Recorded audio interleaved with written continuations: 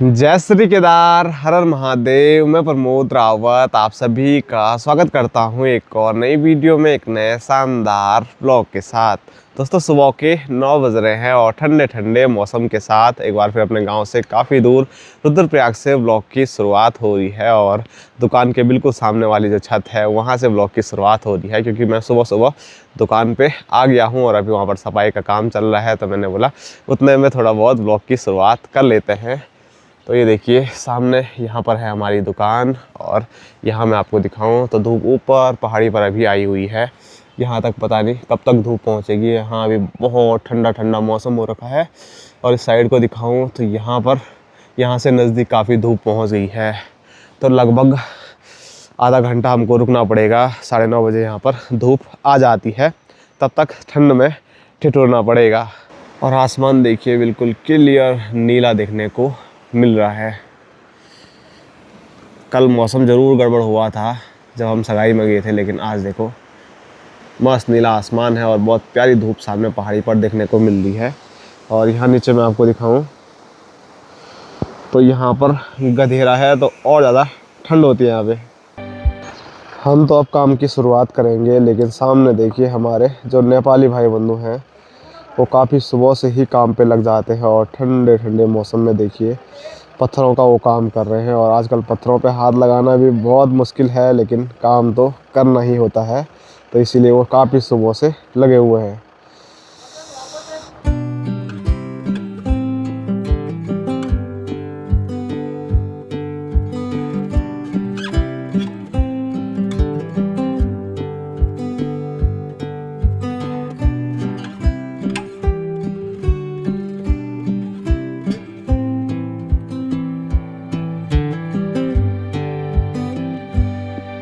तो जहाँ हम परसों सीढ़ी का काम कर रहे थे तो वहाँ आज हमारे नेपाली भाई बंधु लेके जा रहे हैं सरिया। हाँ, सरिया कितना बंडल लेंगे? अभी तो 4 सूट वाला लेके 4 बंडल, 2.5 सूट वाला ले रखे वो रिंग बनाने के लिए 1 बंडल।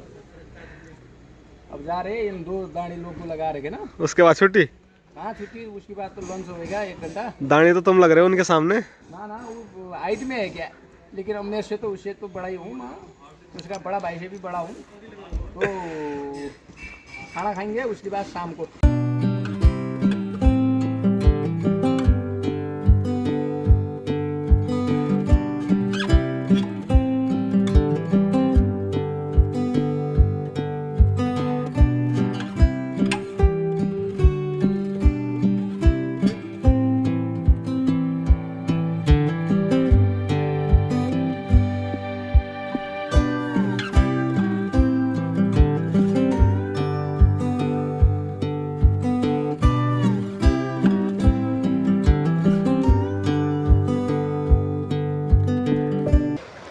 दोस्तों अभी देखिए बढ़िया सी एकदम प्यारी प्यारी धूप लग गई है और दुकान पे तो काम चल ही रहा है। और अभी मेरा काम था कि वहाँ पर कहीं हमारा कुछ सरिया गया है तो वो नाप तोल किया बढ़िया तरीके से। और उसके बाद अभी आपने छोटी क्लिप देखी जिसमें कि हमारे नेपाली भाई बंधु उसको लेके जा रहे थे और ज़्यादा दूर नहीं। परसों जब हम सीढ़ी बनाने के लिए गए थे तो यहाँ से धूप की किरणें कैमरे पर लग रही है, तो इसलिए ज़्यादा क्लियर कुछ दिख नहीं रहा है, लेकिन वहाँ पर दिख रहा होगा आपको एक नया घर बन रहा है, तो वहीं पर वो सरिया जा रहा था।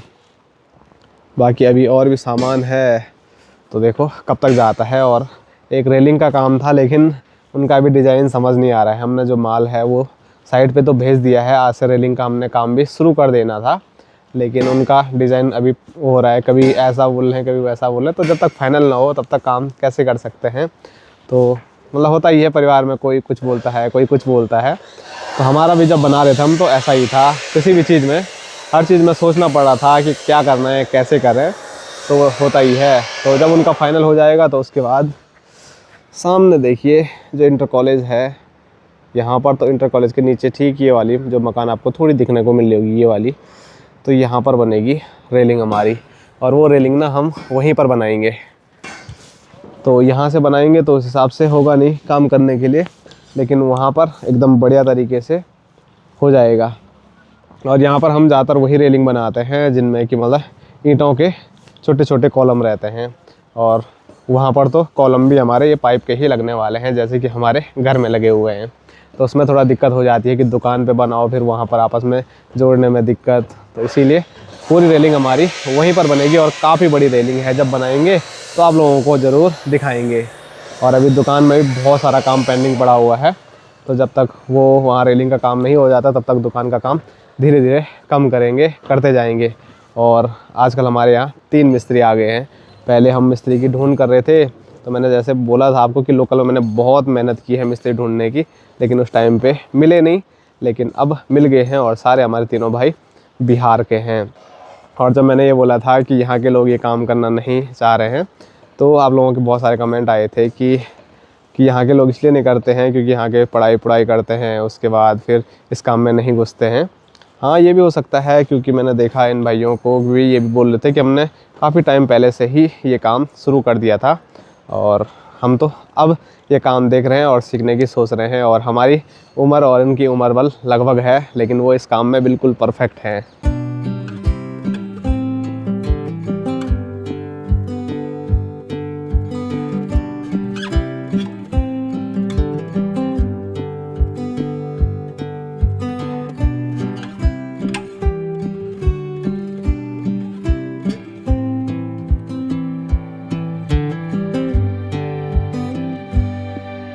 दोस्तों, मैं जैसे ही खाना खाने के लिए आया, मैंने काफ़ी वीडियो बनाई थी जो कि स्क्रीन पे आप देख भी सकते हैं, लेकिन पता नहीं ऑडियो कुछ रिकॉर्ड ही नहीं हुआ। काफ़ी लंबी चौड़ी हमने बातें की थी, क्योंकि हम यहाँ पर माल्टे खा रहे थे और बहुत सारी चीज़ें, इतनी बातें की थी हमने यहाँ पर आपस में कि कुछ भी ऑडियो रिकॉर्ड नहीं हुआ है। लेकिन अब क्या कर सकते हैं, कभी कभार ऐसी समस्याएं आ जाती हैं। पता नहीं कौन सी दिक्कत आ गई, मुझे भी समझ नहीं आ रही है कि यहाँ पर ऑडियो बिल्कुल भी रिकॉर्ड नहीं हुआ। काफ़ी टाइम तक हम आपस में बातें करते रहे, काफ़ी हंसी मजाक करते रहे, लेकिन वीडियो में जब एडिट कर रहा हूँ तब जाके मुझे पता लग रहा है कि इसमें तो ऑडियो ही नहीं है। तो ये वीडियो की जो ऑडियो है, ये मैं भी जब वीडियो एडिट कर रहा हूँ तब जाके आप लोगों के बीच में बातें कर रहा हूँ। बाद में ये ऑडियो ऐड करनी पड़ रही है, तो क्या बताएं। ऐसी समस्याओं से सामना जब होता है तो बहुत बुरा लगता है कि हमारी जो नॉर्मल बातें हुई थी, वहाँ पर हंसी मजाक हुआ था, वो सारा गायब हो गया है। स्क्रीन पे आवाज़ उस टाइम की रिकॉर्ड नहीं हुई, लेकिन जो वीडियो रिकॉर्ड हुई है उससे थोड़ा बहुत आपको आइडिया हो रहा होगा कि काफ़ी हंसी मजाक हमने उस टाइम पे किया है।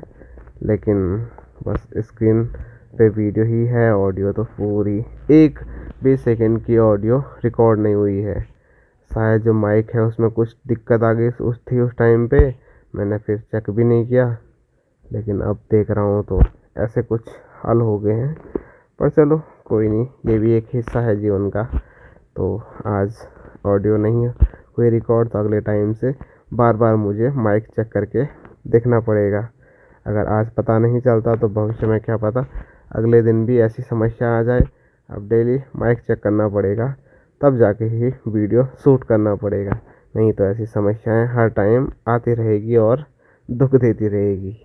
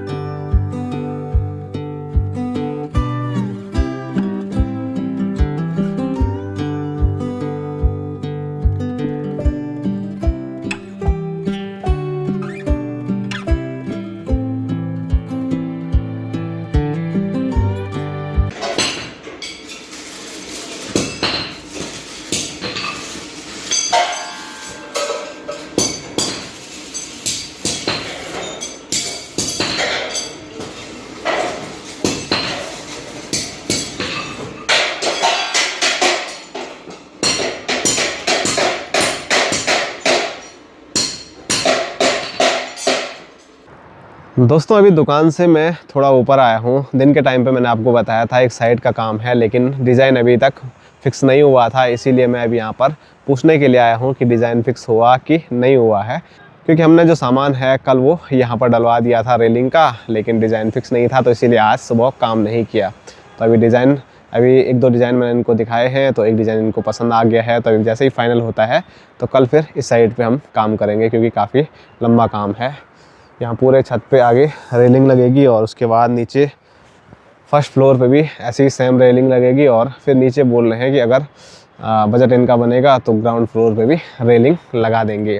और अभी मैं जहाँ पर आया हूँ तो यहाँ से रुद्रप्रयाग बड़ा प्यारा नज़र आ रहा है, मतलब एकदम बढ़िया प्यारी लोकेशन पे इनका घर है जहाँ पर हमको काम करना है। तो ये आप देख सकते हैं, यहाँ से पूरा रुद्रप्रयाग इस साइड का देखने को मिल रहा है। ज़रूर जो मेन मार्केट है वहाँ का एरिया यहाँ से नज़र नहीं आ रहा है, लेकिन यहाँ नीचे देखिए आधा रुद्रप्रयाग और जो बस अड्डा वाला पूरा क्षेत्र है और जो पुनाड़ वाला क्षेत्र है वो यहाँ से बड़ा पूरा और क्लियर देखने को मिल रहा है। और धूप यहाँ से चले गई है तो थोड़ा सामने पहाड़ी पर धूप की लालिमा देखने को मिल रही है।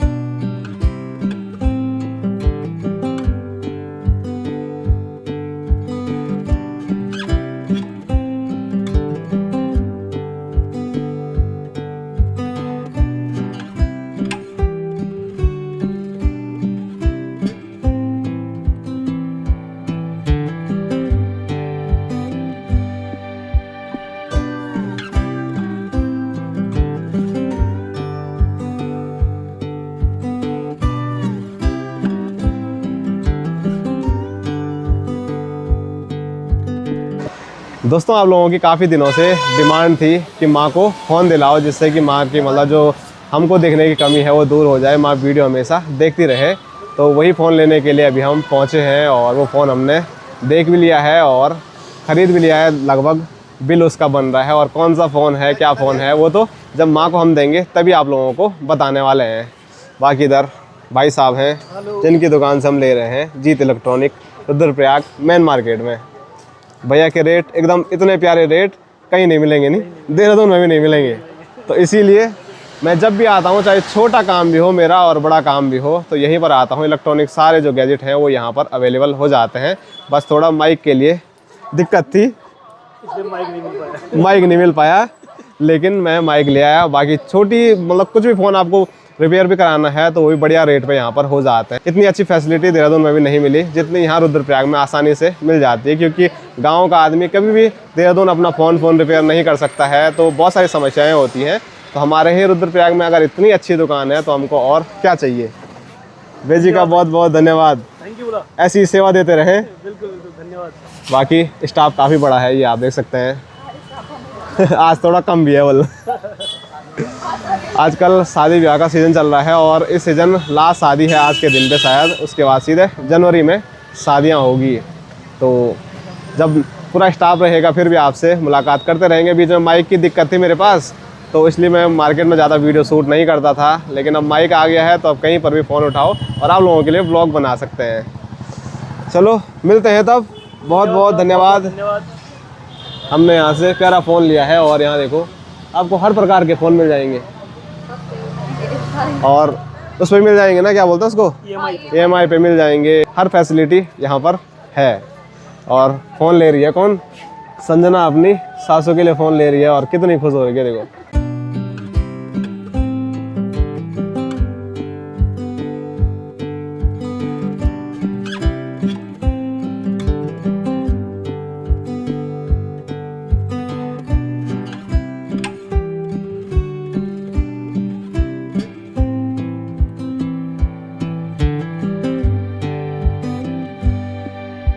दोस्तों, अभी मार्केट से फ़ोन ख़रीद के हम आ गए हैं घर पे, और जैसे यहाँ पर पहुँचे तो यहाँ पर सासू माँ ने कुछ फल काट के रखे हुए थे। एक दो फल और थे वो हमने खा लिए हैं, और अभी अनार खा रहे हैं। और कुछ हो ना हो बल, लेकिन शरीर में खून की कमी नहीं होनी चाहिए बल, खूब अनार खाओ बल। तो अनार खाते हैं और सेहत बनाते हैं। और ये देखो कैसे बंदरों की तरफ भकौर रही है। खूब है यार, इसमें खूब खून है। किसी किसी अनार वैसा होता है ना कि रहता ही नहीं, ऐसा लगता है कि ये हमें खून दे रहा है, हम इसको खून देंगे, और बिल्कुल नहीं रहे, इसमें खूब है। तो चलो अभी मस्त करके एक बार अनार खा लेते हैं। दोस्तों अभी आ चुका हूँ मैं किचन में, क्योंकि यहाँ पर अब बन रही है ठंडे ठंडे मौसम में गर्मा गर्म चाय। और जब तक चाय बनती है तब तक गुड़ पापड़ी खा लेते हैं। और इधर देखो संजना चाय बना रही है और सासू माँ एक बार फिर अपने स्पेशल जगह पे विराजमान। जितनी बार मतलब कितने दिन हो गए मेरे को यहाँ पर, और जब जब मैं यहाँ पर वीडियो बनाता हूँ सासू माँ हमेशा वहीं पे। बर्तन धोते यहाँ पे, या तो वहीं पे पानी भरती है या तो वहीं पे खड़ी रहती है।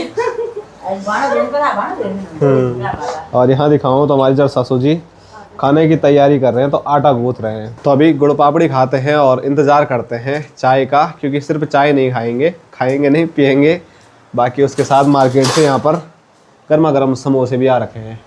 तो उसके बाद चाय के साथ समोसों का आनंद लेंगे। ठंडे हो गए उस टाइम से तो हो ही गए होंगे ठंडे, क्योंकि संजना लग गई थी कपड़े धोने पे। मैंने बोल भी दिया था कि एक बार समोसे खा लेते हैं, लेकिन नहीं, बोले एक बार कपड़े धोएंगे फिर मिलके सब लोग चाय पियेंगे। तो चलो अब बना रही है तो देखते हैं कब तक बनती है। इसकी चाय भी लगभग 1 घंटे में बनती है। 1 घंटा और इंतज़ार हमको करना पड़ेगा। 1 घंटा तो नहीं, लेकिन टाइम काफ़ी लगाती है चाय बनाने में, पता नहीं इतना क्यों उबालती है उसको, जबकि नॉर्मली चाय है गढ़वाली में बोलते हैं खिटाना वाल लगी ही रहती है उसको खिटाने पे। हाँ सासू माँ ठीक बोले, गैस की भी खत होती है वल। कम चाय पियो, बार-बार मत पियो, एक बार। ऐसी बातें हमारी हमेशा ही होती रहती है। फिलहाल अब क्या करते हैं, चाय का इंतज़ार करते हैं, और चाय के इंतज़ार में ही आज की जो वीडियो है उसको यहीं तक रखते हैं। आप सभी लोगों को मिलेंगे कल एक और नए शानदार ब्लॉग के साथ। तब तक के लिए जय हिंद, जय उत्तराखंड, जय भारत, हर हर महादेव।